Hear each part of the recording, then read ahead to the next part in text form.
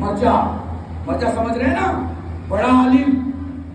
لوگ آ گئے علی بھائی یہ کہنے کے لیے کہ قبلہ سارا شہر پریشان ہے، قحط کا زمانہ ہے، ہمیں اس مشکل سے بچائیے. اب مرجع کہہ رہا میں کیا کر سکتا ہوں؟ ارے مولا کے سب سے قریب آپ ہیں اور آپ ہی کہہ دیں گے کہ میں کیا کر سکتا ہوں، تو ہم لوگ کہاں جائیں گے؟ نجف آئے، مولا کی بارگاہ میں ہاتھ جوڑ کے گزارش کی. آواز آئی وہ فلاں محلے کے فلاں شخص کے ہوتے ہوئے تم پریشان کیوں ہو؟ عالم کا سمجھ گیا کہ جس آدمی کے پاس بھیجا جا رہا ہے وہ یقیناً کوئی بڑا آدمی ہوگا. واپس آئے، پتا کیا بھائی فلاں شہر کے فلاں کونے پر ایک آدمی رہتا ہے. پتا چلا کہ ہاں، ذرا جا کے دیکھیں گے پہلے سے اس کے عمل ہیں کیا، وہ کرتا ہے ایسا کیا ہے کہ علی نے مجھے بھیجا ہے اس کے پاس.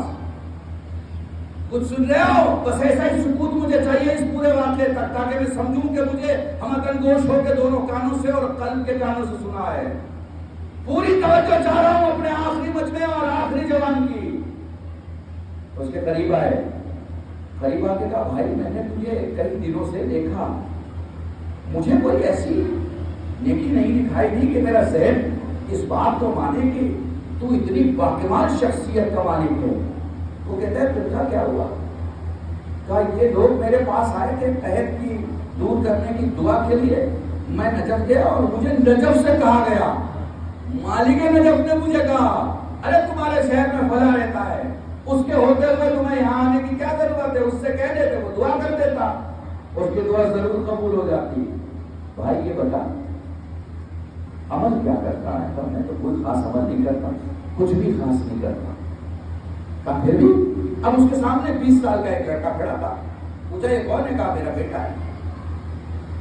اللہ اکبر، روک کے کھڑے ہوتے ہیں ایسے واقعات پڑھنے کے بعد. عزیزان محترم، وہ کہتا ہے کہ کوئی ایسی نیکی تو ہے نہیں، لیکن ہاں ایک نیکی میں نے کی ہے، اور وہ ایک نیکی ایسی ہے جس کے بعد میں جو دعا کرتا ہوں وہ قبول ہو جاتی ہے. پلٹ کے سوال کرتے ہیں والد کہ وہ نیکی کیا ہے؟ آواز آ رہی ہے آپ کو میری؟ سنائی دے رہا ہے؟ اور نیکی کیا ہے جس نیکی کے سبب تو اتنا بلند ہو گیا کہ علی ابن ابی طالب کہہ رہے ہیں کہ تو دعا کرے گا تو ان کی بارگاہ میں قبول ہے، مولا کی بارگاہ میں قبول ہے. وہ کہتا ہے کہ کسی عورت سے میرا عقد ہوا، اور جب میں نے عورت سے ملاقات کی تو اس عورت نے مجھ سے اچانک میں کہا کہ یہ سچ ہے کہ میں آپ کے عقد میں آئی ہوں، لیکن میں اپنی زندگی جھوٹ سے شروع نہیں کرنا چاہتی، اور میں آپ سے ایک سچ بتاتی ہوں اور ایک وعدہ کرتی ہوں. وہ کہتا ہے بتاؤ کیا تمہارا سچ ہے اور تم کیا وعدہ کرنا چاہتی ہو؟ وہ کہتی ہے میرے شکم میں کسی کا بچہ ہے، مگر یہ بات میں صرف آپ سے اس لیے کہہ رہی ہوں کہ اب آج کے بعد سے مجھ سے کبھی کوئی غلطی نہیں ہوگی. اگر یقین کر لو تو خدا تمہاری توفیقات میں اضافہ کرے اور خدا تمہارا مددگار ہو. بس خدا کے لیے. وہ کہتا ہے اتنی چھوٹی سی بات میری زبان پر کبھی نہیں آئے گا، کیونکہ تو نے وعدہ کیا ہے کہ اب زندگی کے ہر مرحلے میں تو میرا وفاداری کے ساتھ ساتھ دے گی. میں تیرے وعدے پر اور اللہ کے حکم پہ یقین کرتا ہوں، اور تیری جو یہ غلطی ہے اس پہ پردہ ڈالتا ہوں، ایسا پردہ کہ پھر یہ پردہ کبھی نہیں اٹھایا جائے گا. عالم سن رہا ہے، مرجع سن رہا ہے، جوان کہہ رہا ہے میں نے تب سے لے کے آج تک اپنے تصور میں بھی یہ بات نہیں آنے دی کہ میری عورت نے، میری زوجہ نے شب اول مجھ سے کیا کہا تھا. یہ 20 سال کا جوان میرا کھڑا ہے، اسے معلوم ہے کہ میں اس کا باپ ہوں. عالم دین اس کا چہرہ دیکھ رہے ہیں. اس کے بعد وہ کہتا ہے اس عمل کے بعد خدا نے مجھ میں یہ طاقت دی کہ میں جب تو سے دعا کرتا ہوں وہ دعا قبول ہو جاتی ہے.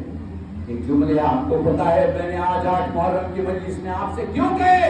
اس لیے کہ ہماری قوم میں لوگوں کو برہنہ کرنے کی عادت ہو گئی ہے، پردہ ڈالنے کی عادت ختم ہو گئی ہے. ہماری قوم میں ہر 20,000 کا آدمی 10,000 والے کو برہنہ کرتا ہے، ہر 40,000 والا آدمی 20,000 والے کو چھوٹا سمجھتا ہے، ہر 1,00,000 والا 50,000 والے کو چھوٹا سمجھتا ہے، اور ہر 5,00,000 والا 2.5 لاکھ والے کو چھوٹا سمجھتا ہے۔ یاد رکھنا اس مجلس میں کل میرے شہر کہہ رہا ہے، جس کا نام محمد علی، محمد حسین، محمد طاہر اور محمد ایوب ہے، اور وہ حسینی ہے اور وہ غازی کا ماننے والا ہے، تو تمہاری سوچ چھوٹ ہو سکتی ہے، اس کا کردار چھوٹا نہیں ہو سکتا۔ تمہاری فکر چھوٹی ہو سکتی ہے، اس کا نام چھوٹا نہیں ہو سکتا۔ اور میں تمہیں دلیل دے رہا ہوں، اور دلیل دے کے آگے بڑھ جاؤں گا۔ مجھے بتاؤ، 100 روپے کی ایک نوٹ، 100 روپے کی ایک نوٹ، اس پہ مٹی پڑ جائے، جوانوں تم سے سوال ہے، اور مٹی پہ پانی پڑ جائے اور وہ کیچڑ بن جائے، نوٹ گندی ہو جائے، اب مجھے بتاؤ کیا دنیا کی کوئی کرنسی اس 100 روپے کو 99 روپے کر دے گی؟ بتاؤ، کیا گندے ہونے کی وجہ سے وہ 99 ہوگا؟ نہیں ہوگا نا، نہیں ہو سکتا نا، وہ 100 کا 100 رہے گا۔ مگر آپ کیا کریں گے؟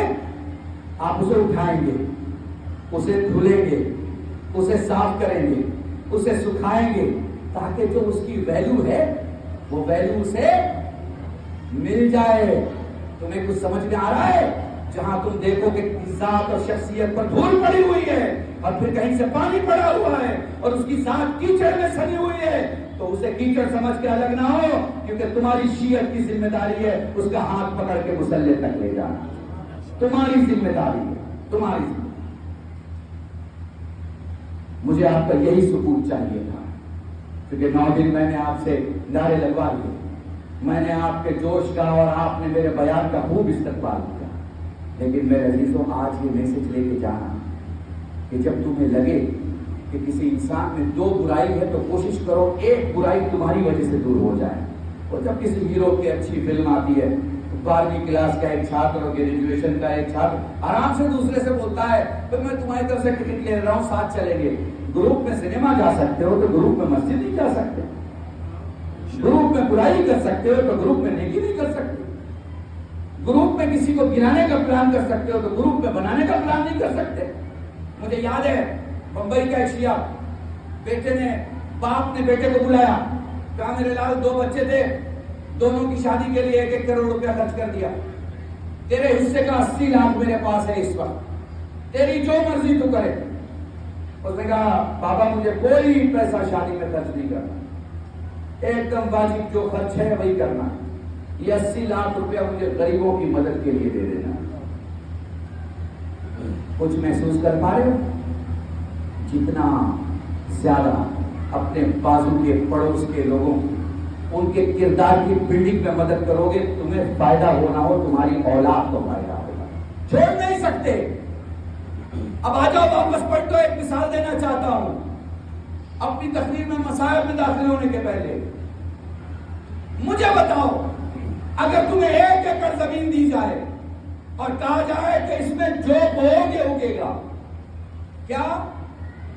جو بو گے اگے گا، ہیرا بو گے ہیرا اگے گا، جواہرات بو گے جواہرات اگے گا، مرچی بو گے مرچا اگے گا، آلو بو گے آلو اگے گا، اور چاول بو گے چاول اگے گا۔ تو ساری زمین پہ چاول بو گے کیا؟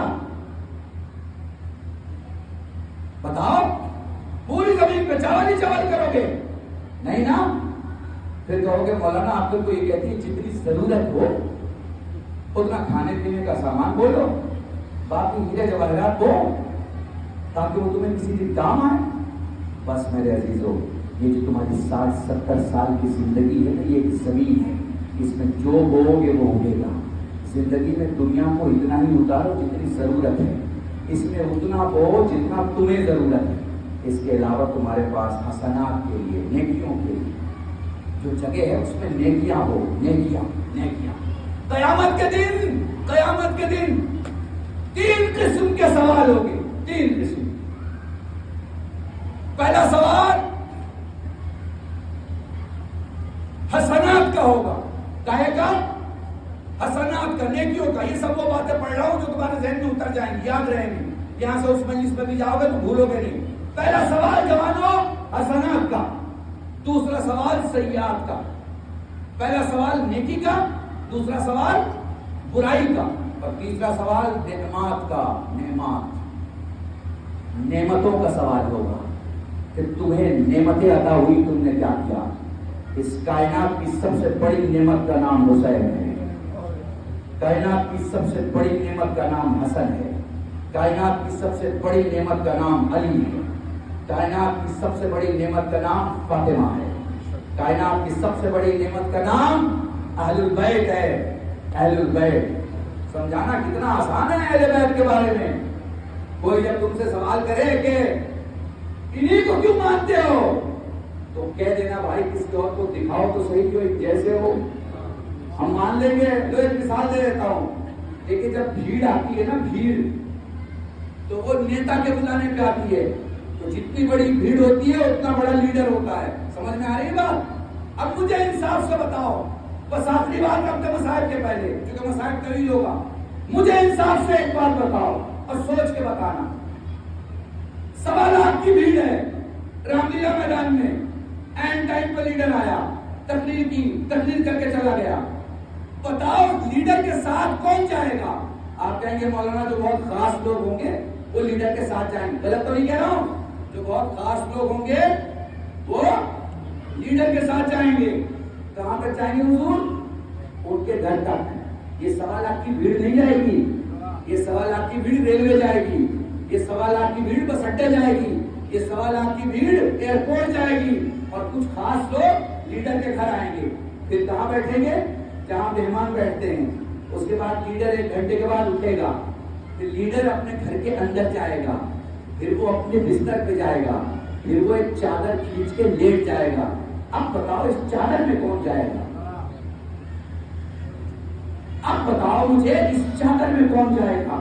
آپ کہیں گے مولانا اس چادر میں تو جو ان کا خون ہوگا وہی جا سکتا ہے، جو ان کا اپنا ہوگا وہی جا سکتا ہے، جو ان کے سب سے قریب ہوگا وہی جا سکتا ہے. بھائی یہی تو شیعہ 1400 برس سے مجلسوں میں مسلمانوں کو یہی سمجھا رہے ہیں کہ بھائی جو اندر والا ہے اسے باہر مت آنے دو، اور جو باہر والا ہے اسے اندر مت جانے دو. بڑی آسانی سے میں نے آپ کو گڑی سمجھا دی.